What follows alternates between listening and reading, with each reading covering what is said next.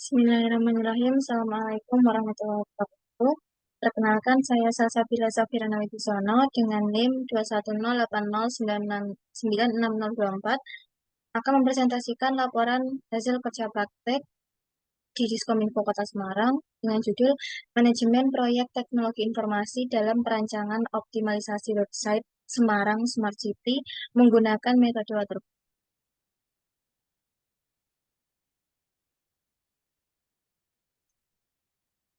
Pada presentasi kali ini, yang pertama saya akan menyampaikan pendahuluan, kemudian yang kedua tinjauan pustaka, yang ketiga sidang pembahasan, dan yang keempat penutup.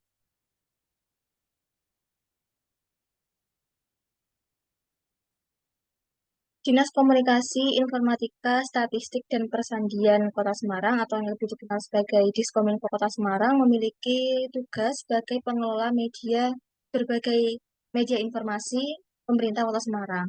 Nah, salah satu media informasi yang dikelola oleh Diskominfo yaitu website Semarang Smart City.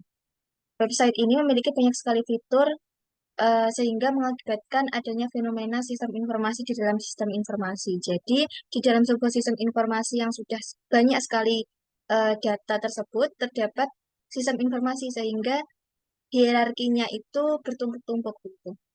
Nah, semakin banyak laman website yang dimiliki, maka akan semakin tinggi pula kemungkinan bahwa laman tersebut tidak termonitor dengan baik.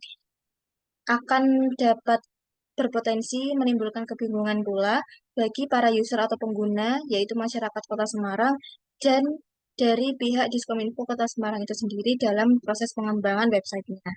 Sehingga diperlukan manajemen proyek teknologi informasi atau MPTI yang baik dan tepat dalam perancangan suatu website, terutama website berskala besar di lingkup pemerintahan seperti Semarang Smart City ini. Nah, dalam rencana optimalisasi website Semarang Smart City, penulis menggunakan metode waterfall karena pengerjaannya dikerjakan secara berurutan sesuai tahapan awal hingga akhir, sehingga pengembangan website menjadi lebih cermat.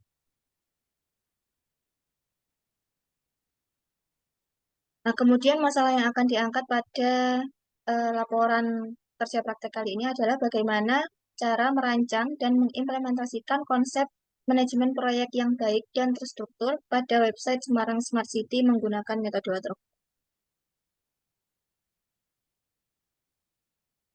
Nah, kemudian pada tinjauan pustaka yang pertama yaitu ada MPTI atau Manajemen Proyek Teknologi Informasi. Manajemen artinya merencanakan, sementara proyek adalah suatu kegiatan yang berlangsung dalam batasan waktu tertentu dengan sumber daya yang tertentu pula dan dipimpin oleh seorang manajer proyek. Manajemen ini berfungsi untuk menyusun strategi dalam mencapai tujuan yang sudah ditentukan. Tujuan perencanaan proyek yaitu untuk mencapai tujuan organisasi atau bisnis secara maksimal. Nah, kemudian Organisasi Manajemen Proyek TI atau MPTI dalam perancangan optimalisasi website Semarang Smart City ini, yaitu dapat mengorganisasikan atau membagi suatu proyek yang besar menjadi kegiatan yang lebih kecil, sehingga pemetaan pengerjaan tugas-tugas dalam proyek akan lebih tepat. Yang kedua ada manajer proyek. Dalam sebuah proyek TI terdapat beberapa kepentingan atau stakeholder yang terlibat dalam sebuah proyek. Nah, salah satunya yaitu manajer proyek. Manajer proyek memiliki peran yang sangat krusial dalam pengembangan atau pekerjaan sebuah proyek. Perbedaan manajemen umum atau konvensional dengan manajer proyek yaitu manajemen proyek itu adalah di dalam manajer proyek ada aspek inisialisasi dan terminasi. Ada awal dan ada akhir berlangsungnya suatu proyek. Sedangkan manajemen umum atau konvensional yaitu merupakan aktivitas harian yang tidak memiliki batas tertentu dalam pencapaian atau penyelesaian suatu pekerjaan.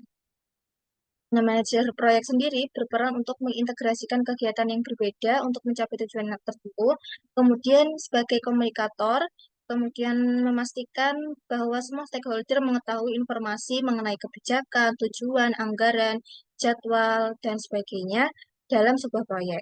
Kemudian mengambil keputusan yang menjadi wewenangnya, seperti realokasi sumber daya, kemudian mengubah ruang lingkup proyek, serta menyeimbangkan kriteria biaya, jadwal, dan performansi. Kemudian ada mempelopori pemakaian ide baru dan inovatif, dan melakukan pengadaan sumber daya, dan berusaha mengatasi risiko yang mungkin terjadi dalam proses pengerjaan proyek. Selanjutnya ada area pengetahuan manajemen proyek.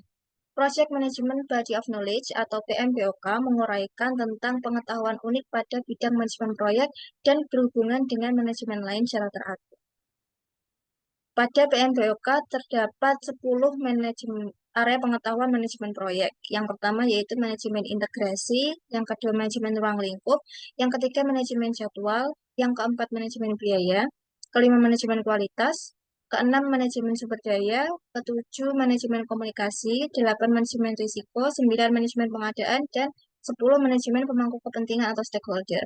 Namun dalam laporan kerja praktik kali ini, saya sendiri sebagai penulis akan menyampaikan atau menjelaskan uraian beberapa manajemen saja. Jadi tidak semuanya saya cantumkan. Seperti itu. Kemudian selanjutnya pada tinggian pustaka ada metode waterfall. Nah, website sejatinya adalah halaman informasi yang dapat diakses dimanapun dan kapanpun selama terkoneksi dengan jaringan internet. Nah, dalam pembuatannya, website yang berupa sistem informasi membutuhkan proses pengembangan sistem atau sistem development agar tercipta website yang dapat menyediakan informasi sebuah organisasi sekaligus menyelesaikan persoalan organisasi. Nah, kemudian salah satu metode pengembangan sistem informasi yang banyak dipakai adalah metode waterfall. Metode waterfall mencakup 5 langkah yang mengacu pada metode System Development Lifecycle atau SDLC.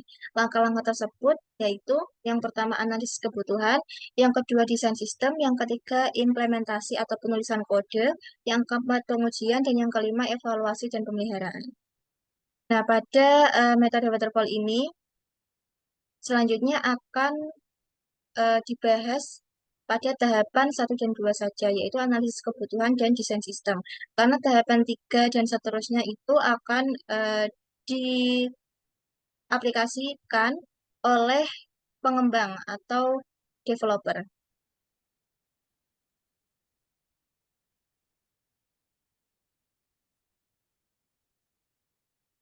Nah, kemudian data-data yang diambil pada laporan kerja praktek kali ini adalah yang pertama melalui studi pustaka, yaitu mengumpulkan berbagai literatur berupa buku, artikel, jurnal, modul pembelajaran, dan sebagainya untuk memperkaya referensi dan memperkuat landasan teori yang digunakan. Dan perlu diketahui bahwa laporan hasil kerja praktek ini adalah laporan yang sudah dirancang dan sudah direncanakan pada saat kerja praktek itu sendiri, yaitu pada bulan eh, Desember, tepatnya 18 Desember hingga 16 Februari 2020. Nah, kemudian yang kedua, data-data diambil dari analisis web. Jadi, kita melakukan observasi langsung terhadap laman website Semarang Smart City untuk mengetahui desain antarmuka atau UI, kemudian pengalaman pengguna atau user experience UX, kemudian fungsionalitas, navigasi, dan responsivitas website. Nah, berikut adalah salah satu screenshot website Semarang Smart City. Dapat diketahui bahwa pada screenshot ini terdapat fitur-fitur yang banyak sekali. Ada beranda, kemudian ada fitur tata kelola birokrasi, fitur ekonomi, fitur kehidupan berkota, fitur masyarakat, fitur lingkungan, dan fitur mobilitas. Nah, di dalam fitur-fitur tersebut terdapat berbagai subfitur. Jadi di dalam satu fitur terdapat rata-rata 4 hingga 5 subfitur. Pada tata kelola birokrasi terdapat subfitur pelayanan publik, birokrasi, dan kebijakan. Kemudian pada ekonomi terdapat subfitur ekonomi bisnis, pemasaran usaha masyarakat, kesejahteraan masyarakat, transparansi keuangan, dan pemasaran perkotaan. Dan Subfitur yang terkandung dalam fitur-fitur ini tentunya sangat banyak sekali dan hal tersebut dapat mengakibatkan kebingungan bagi pengguna. Dan dinilai bahwa website Semarang Smart City ini selain membingungkan nantinya, juga berpotensi tidak bisa termonitor dengan baik oleh Diskominfo Kota Semarang itu sendiri. Sehingga perlu adanya manajemen atau pengelolaan perancangan website yang lebih baik dan terstruktur, agar penggunaan website tersebut dapat sesuai dengan fungsinya atau sesuai dengan analisis fungsionalitas maupun non-fungsionalitasnya. Kemudian masuk ke bab 3 yaitu hasil dan pembahasan. Yang pertama yaitu saya akan menjelaskan mengenai manajemen ruang lingkup proyek. Manajemen ruang lingkup proyek di sini dibahas menggunakan WBS dan Gantt chart. Work Breakdown Structure atau WBS itu digunakan untuk memperjelas kinerja, perencanaan, pengelolaan, dan pertanggungjawaban kerja. Terdapat di sini beberapa tugas, mulai dari perancangan awal, perancangan sistem, pengembangan, hingga pemeliharaan website. Kemudian di setiap tugas terdapat subtugas. Contohnya pada tugas perancangan awal terdapat subtugas analisis kebutuhan, penetapan tujuan proyek, dan identifikasi stakeholder. Pada tugas perancangan sistem terdapat subtugas perancangan tampilan atau UI UX, pembuatan wireframe, dan penentuan teknologi yang digunakan. Pada semua subtugas terdapat kode-kode yang telah diberikan. Setiap subtugas memiliki kode tersendiri.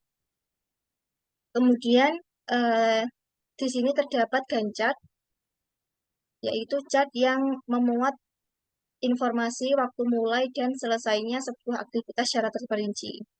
Nah, di sini terdapat bulan Februari, mulai pengerjaan websitenya adalah tanggal 20 dan rencana selesainya adalah pada bulan April tanggal 20 juga.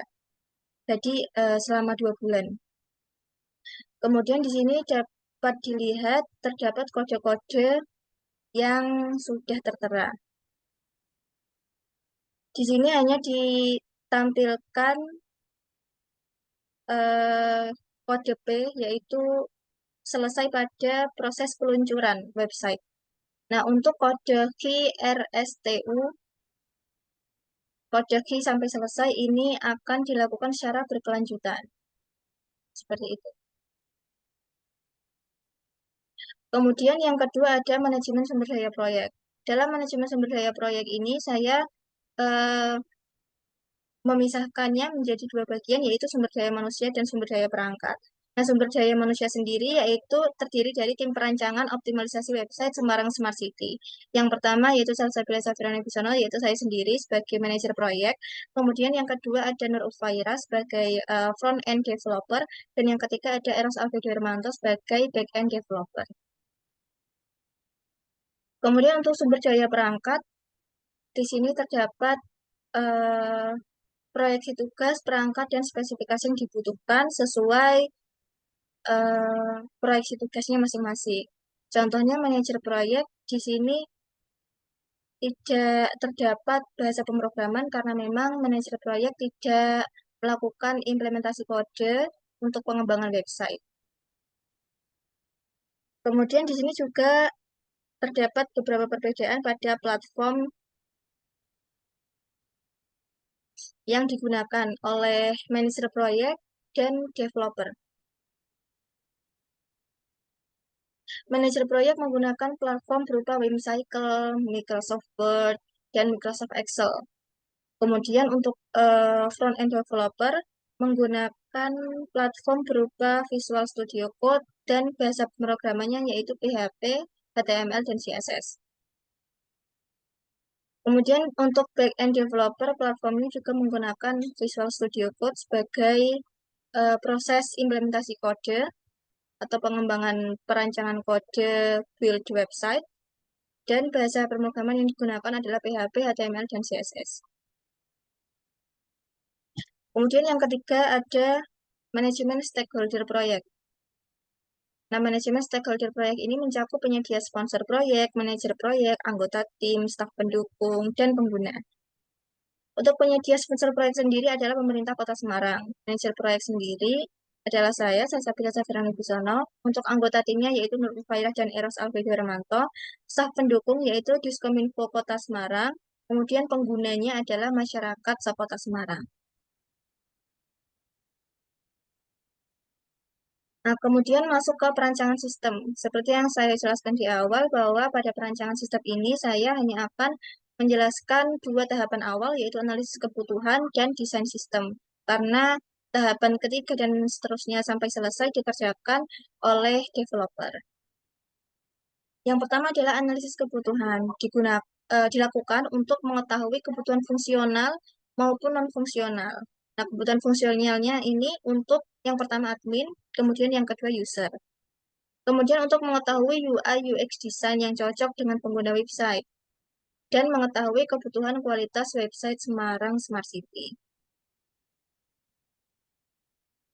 Nah, kemudian dalam analisis kebutuhan ini, kebutuhan fungsionalnya yaitu yang pertama ada spesifikasi pada modul pendataan admin. Dan yang kedua adalah spesifikasi pada modul pendataan user. Pada modul pendataan admin, sistem dapat menyimpan identitas berupa username dan password nantinya.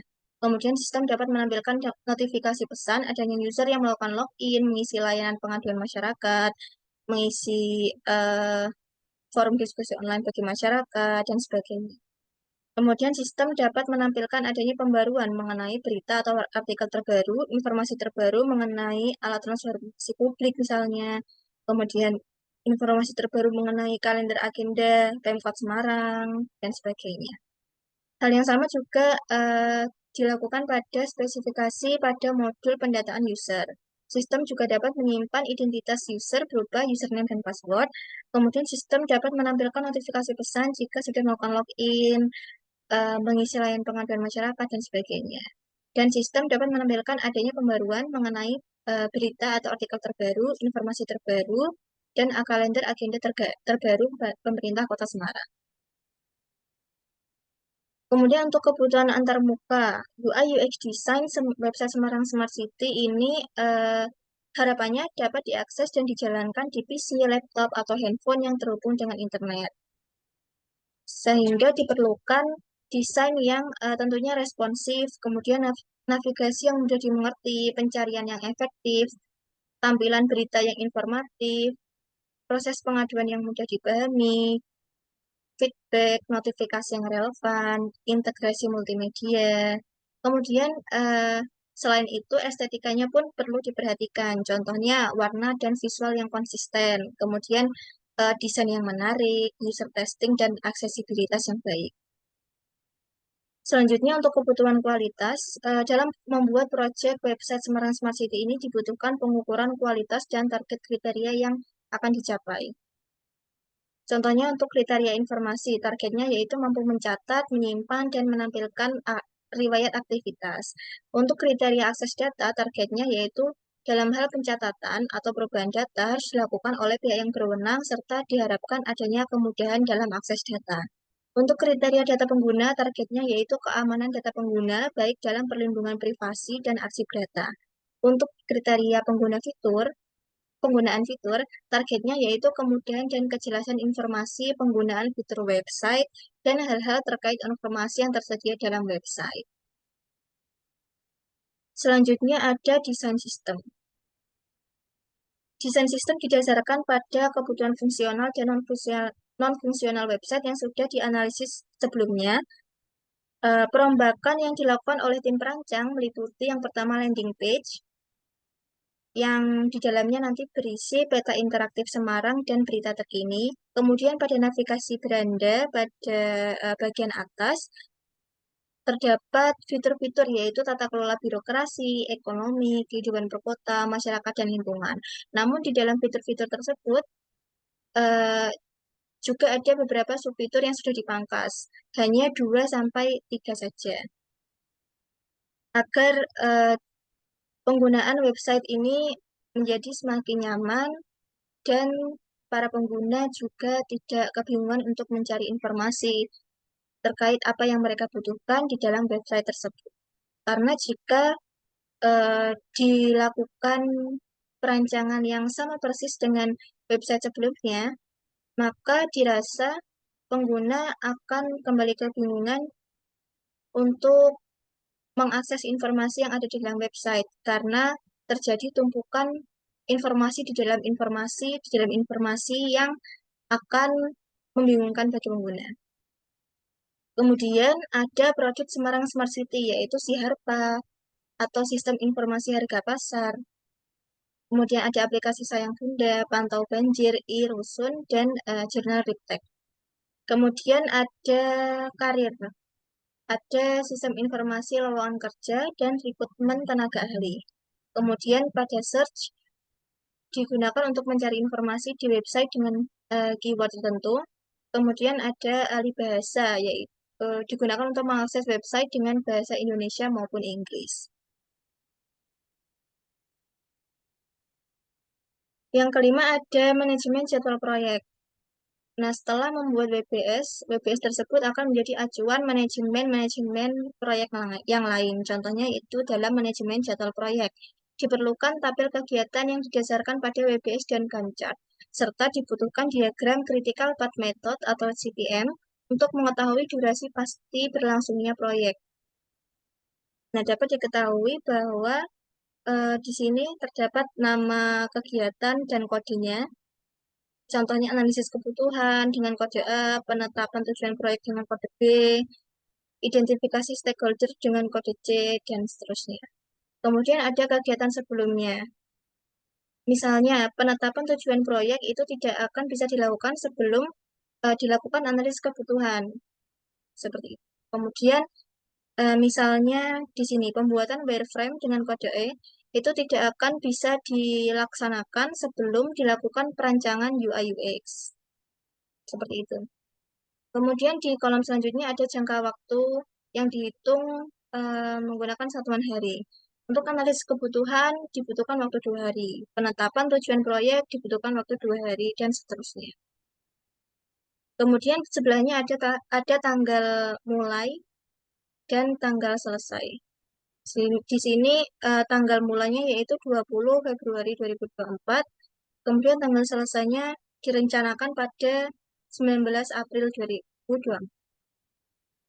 Nah, untuk CPM-nya sendiri bentuknya seperti ini. A, B, D, G, H, I, J, K, L, M, N, O, P. Seperti itu.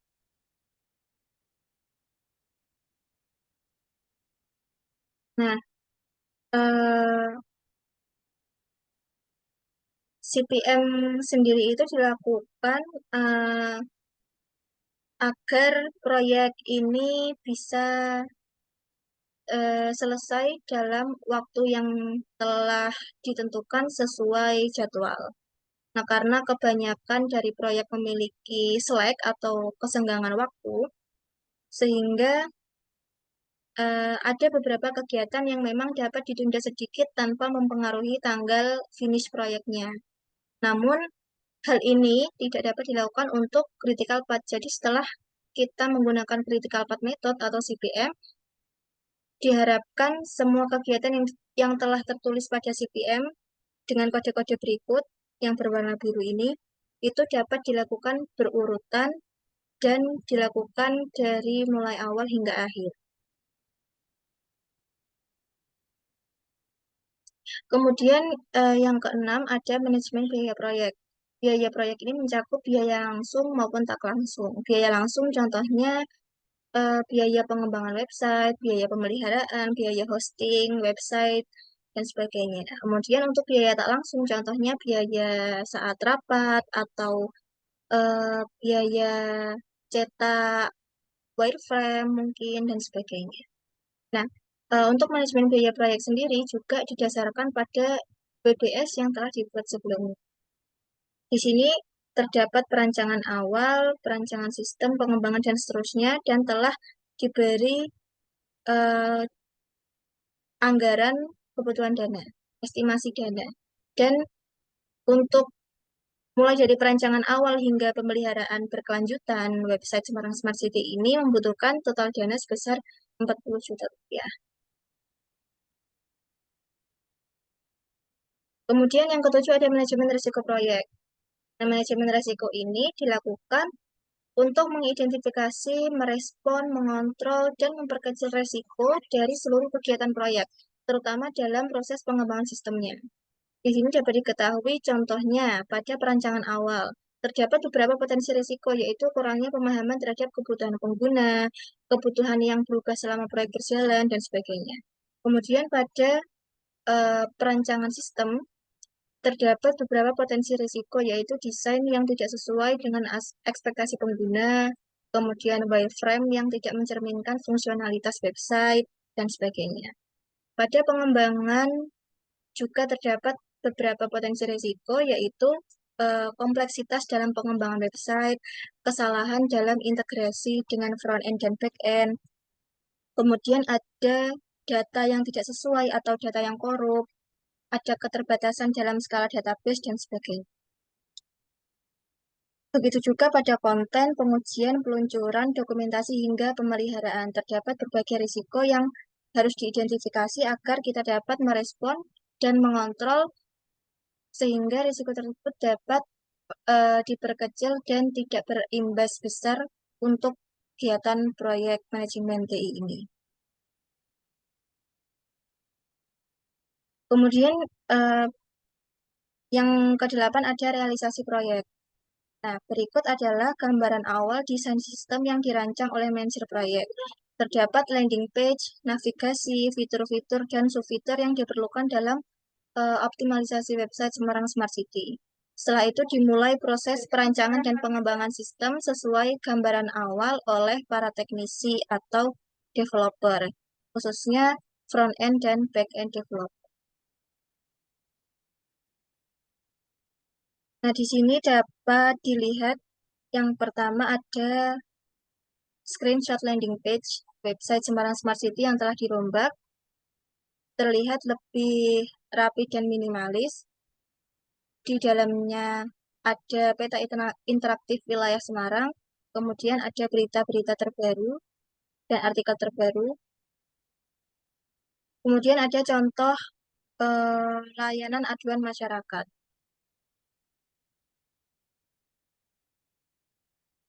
Untuk produk Semarang, website Semarang Smart City sendiri, yang pertama ada Siherpa. Jadi di dalam sistem informasi tersebut kita dapat mengetahui harga pasar yang telah ada di Kota Semarang khususnya. Ada telur, minyak, daging, beras, dan sebagainya. Kemudian selanjutnya ada aplikasi Sayang Bunda. Di sini ditujukan bagi para ibu hamil di Semarang yang telah tercatat oleh Dinkes. Kemudian ada pantau banjir. Di sini masyarakat dapat memantau banjir yang terjadi atau debit air yang terjadi di Kota Semarang secara real time. Kemudian selanjutnya ada e-rusun, di mana masyarakat Kota Semarang dapat mendaftarkan dirinya dalam e-rusun tersebut. Selanjutnya ada jurnal Riptek, yaitu jurnal yang dikelola oleh Pemkot Semarang, di mana masyarakat juga bisa mensubmit jurnalnya atau artikelnya di jurnal Riptek ini sebagai tambahan referensi untuk masyarakat Kota Semarang. Selanjutnya yang terakhir yaitu penutup. Dari uraian yang telah disampaikan tadi terdapat beberapa kesimpulan yang dapat diambil, yaitu yang pertama, manajemen proyek TI atau MPTI yang terintegrasi sangat diperlukan untuk merancang optimalisasi website Semarang Smart City.